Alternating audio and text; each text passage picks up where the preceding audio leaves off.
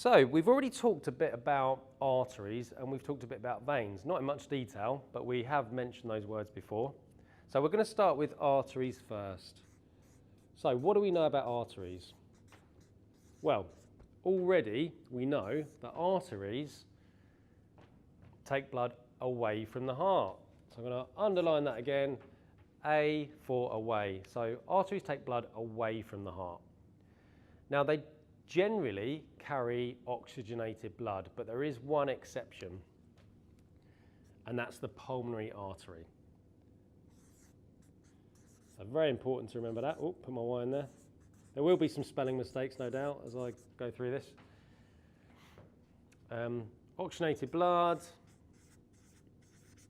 except the pulmonary artery.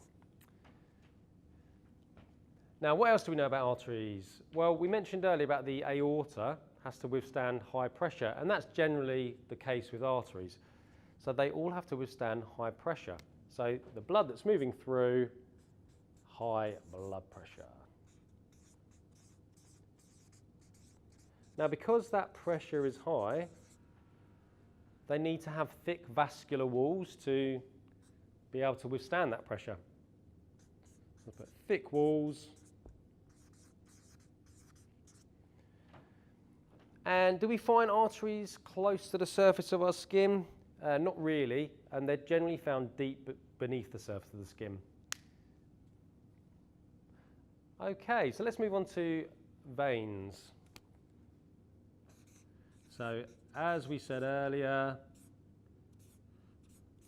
they've got the word in them, so we know that veins take blood into the heart, and they generally carry deoxygenated blood. A bit like the arteries, there's an exception. So deoxygenated blood.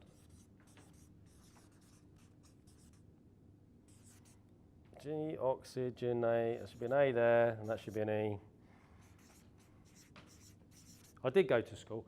I did actually get a GCSE in English. I don't know what's happened. Corrective text and spell check, that's what I'm blaming.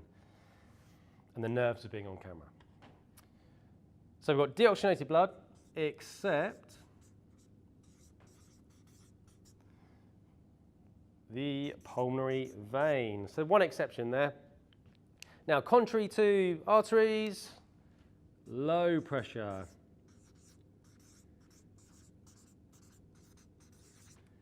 Now, as the pressure's low, there's always that risk that blood can back up along the vein. So veins have valves, and that stops the blood from backing up the wrong way, or you could describe it as ensuring the one-way flow of blood. They have thin walls. They don't have to withstand such high pressure, so they have thin walls.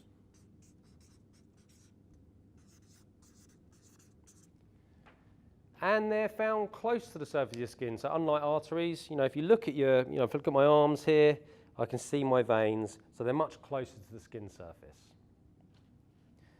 Let's talk about capillaries.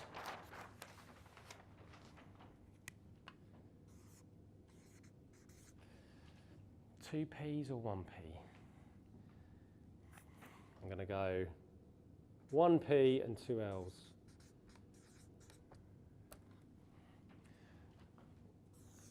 Okay, so capillaries are the tiniest of your blood vessels.